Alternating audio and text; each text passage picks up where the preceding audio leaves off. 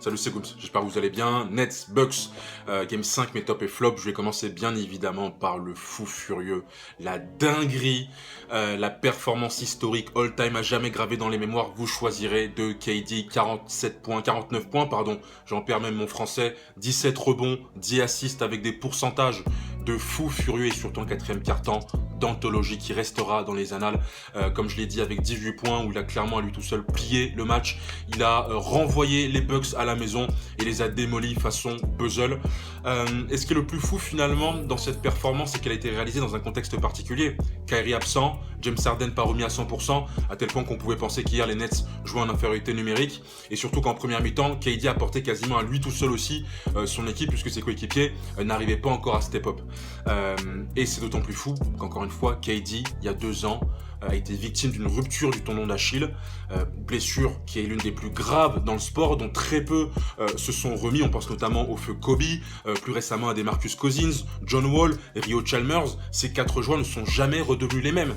KD, lui, défie les lois de la nature, défie les lois du corps humain, et hier il a été encore incroyable. C'était la première fois moi dans ma vie et donc dans l'histoire de la carrière de Kevin Durant que je le voyais finalement seul contre tous. Généralement on l'a vu avec Westbrook, on l'a vu avec les Warriors, Klay Thompson, Steph Curry, Draymond Green. Là pour la première fois il a affronté l'adversité à lui tout seul et il a assumé son statut d'un des plus grands joueurs de l'histoire de la NBA.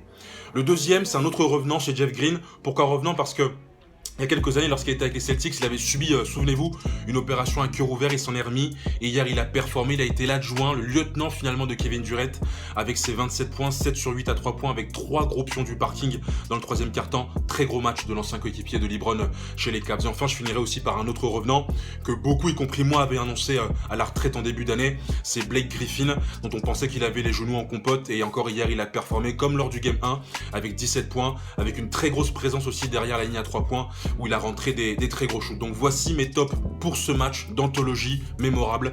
Nets, Bucks, Game 5. Parlons maintenant des Bucks. J'ai une pensée sincère pour tous les supporters des Bucks à travers le monde. Pour tous les supporters de Milwaukee, Wisconsin. Une dinguerie hier encore une fois. Une folie. Un cauchemar qui revive chaque année. Contre les Celtics en 2018, contre les Raptors en 2019, contre le Heat la saison dernière, et lors du Game 5 hier. Les Bucks avaient plutôt bien commencé le match, ils faisaient circuler la balle, Giannis, comme je l'aime bien, jouait dans la raquette, dominait dans la raquette avec Brook Lopez, ça postait bas, et arrivé en deuxième mi-temps, avec cet avantage de 16 points, je le rappelle, 16 points, sachant qu'en deuxième mi-temps, ils ont même mené jusqu'à 17 points d'écart sur les Nets. Ils arrivent en deuxième mi-temps, et là ils retombent dans leur travers. Qui me laisse penser finalement que les hommes de Coach Bud n'ont toujours pas tiré les leçons du passé. Qu'on ne peut pas jouer tout le temps avec Giannis en tête de raquette, en pensant qu'il va défoncer le mur ou le contourner. Qu'on ne peut pas jouer en se reposant uniquement sur le 1 contre 1, ou des shoots à 3 contestés, que ce n'est pas possible. Qu'on ne peut pas aller loin dans les playoffs si on joue de cette manière. Et pourtant c'est comme ça que les Bucks ont joué, avec un quatrième quart-temps horrible, 21 points seulement marqués, avec un Giannis qui n'a pas mis tous ses lancers francs, qui a fait des turnovers, notamment un crucial dans le Money Time sur une passe de Chris Middleton, qui aurait permis aux Bucks de revenir à égalité contre les Nets. D'ailleurs Middleton, 1 sur 6 dans le quatrième quart-temps, Jrue Holiday, 2 sur 6, Brook Lopez, un tronc d'arbre, plus de 2m10. Il a seulement tiré 2 fois dans le quatrième quart-temps, alors que les Nets avaient une formation en small ball.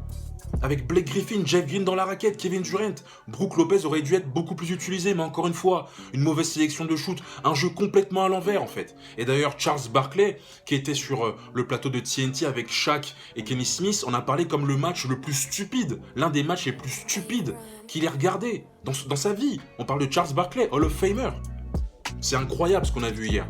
Et je pense que là, pour le coup, quand tu vois un Pat Connaughton qui a d'ailleurs réalisé un très gros match en sortie de banc, je pense vraiment que là, les Bucks ont laissé passer une opportunité de faire très très mal et certainement de plier cette série. J'ai envie de voir ce qu'ils vont faire en termes d'ajustement, notamment sur Jeff Green et Blake Griffin dans ce Game 6. Mais waouh, cette victoire était sur un plateau.